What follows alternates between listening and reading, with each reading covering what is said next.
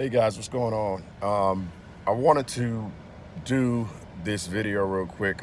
It's kind of like a comment video, and it's in reference to a behavior that I see people display, Christians rather display when they attempt to justify what it is that they believe and why they believe it.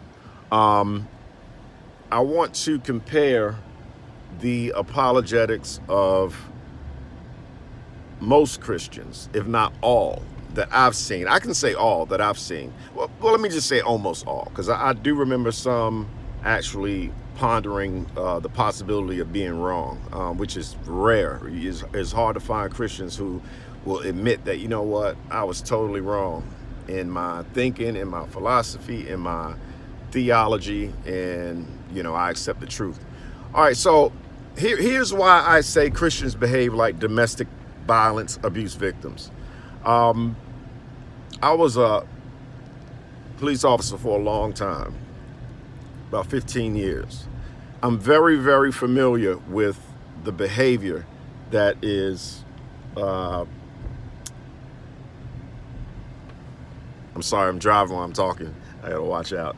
I'm very familiar with domestic violence abuse victims' behavior. And here is how the abuse usually starts. And I want to, I'm paralleling domestic violence abuse with the behavior of Christians and also the behavior of the God of the Bible. Watch this. Domestic violence usually occurs like this. The abuser, one of the first things that the abuser wants to do is get the victim away from their family. One of the first things that Jesus told people to consider if they wanted to follow him was that if they were not willing to leave their family, they were not worthy to follow him. That's one. Two, move on. Domestic violence abusers, after separating the victim from their family, will begin to tear down that the victim's self-esteem, self-worth, to the place where they feel that they have no value in and of themselves and cannot function apart from their abuser. You already know where I'm going. As a Christian, you are taught through the Bible and through your pastor and other preachers that there is no good thing in you.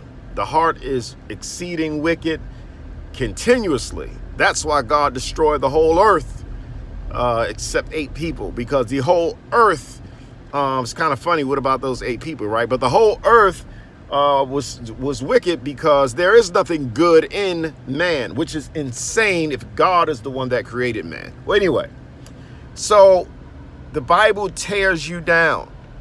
Love not this world, neither the things that are in the world. For the things that are in the world are not of the Father, but are of the world. And then says that Satan is the God of this world. So you're torn down. Now, why are you torn down? Let's move over to the domestic violence aspect of what I'm saying. To investigate why you're being torn down, because there's a reason. So the abuser tears down the victim in order to be able to enforce his will upon her or the victim, or it could be him or them. It's easier to impose your will upon someone to get them to do things that they wouldn't normally do when you have convinced them that they are nothing and they're torn down. That's why Christians will say things like, when you ask them, when is it morally correct to kill a baby? I'm not talking about a fetus. I said a baby born outside the womb, looking around, taking in this environment. When is it morally sound or correct to kill that baby? There is never a time where we could justify killing it when that baby poses no threat to humanity whatsoever, right? And the God of the Bible killed babies all the time. We can just use the flood to start there. Okay? If you imagine what happened, this is a wicked thing. This is an evil thing. Just imagine what would happen if it was true. People were having, celebrations, new babies were born into the world, people were married, and, whatever, what was going on in the community. And all of a sudden, it began to rain, and it never stopped, and it killed all of them. Cattle, everything, killed them all. Babies, while they were nursing on their mother's breasts, were killed. How is that not evil? But you behave like a domestic violence victim by defending your abuser when you say things like, well, it was man's sin. Sir, Mr. Aaron, you are incorrect.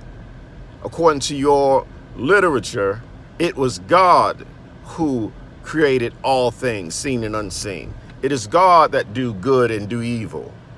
According to your book, sin is not the result of man, because man is at the will and mercy of your God, according to your book. So sin is a creation of your God, just as hell is a creation of your God. And there's no justification by saying that, well, he didn't create it for us. It was for Satan and his the other fallen angels. That's a bunch of bull crap, because the bottom line is, if one soul goes to hell, that is at the hand of the orchestrator that put it all together. So another comment that you made was that, well, if you you said, well, God is not evil simply because he created it. Just like if I create a desk, that doesn't make me a desk. That's fallacious. That's just totally wrong on many different levels. And I already made a comment about that. But, more importantly, we have to think about what this creation does or did and does to humanity. Evil is responsible for raping, killing, murdering, dismembering, slavery, which your God in the Bible not only endorsed, but gave instruction on how to treat and beat slaves. And at what point is another human being owned by another human being and beat and forced to work for free, like my people in this country? At what point is that morally correct or sound? How can you own a human being as a piece of property and that be okay with you? How can you be okay with your God ruling that or legislating that if a woman is raped and her rapist pays a certain amount, that she must marry him? Why is it that your Bible is so against women? I mean, from the beginning, you have God creating man and you have God creating man and woman, and then they disobey God, and then he curses the woman, curses the serpent, but yet curses the ground for the man's sake. The male misogyny, chauvinism in the Bible, all throughout the Bible. In the Quran, oh my goodness, it's sad. I mean, there's no doubt. Listen to this. Part of the reward of being a good Muslim is getting to paradise or heaven or wherever, and you got 12 virgins. Tell me if that don't sound like a bunch of men, bunch of horny dudes. 12 virgins. Dude, you can find 12 virgins, I guarantee you, in your city right now, and you don't have to blow nobody up. Yourself, you can live and get 12 virgins right now. So, sir, the Bible is ridiculous. I used to believe it to the place that I was preparing myself to die. I used to envy Muslims because their faith was so strong. I'm like, man, they're willing not only to argue and debate about what they believe, but they will put a bomb on themselves, kiss their wives, kids goodbye, and go to the mall and kill themselves and everybody in the vicinity of that bomb. That's why faith is dangerous and can never, ever be a tool, especially from a religious point of view, to either heal or aid humanity in a positive way. So that's my spiel. Talk to y'all later. Comment.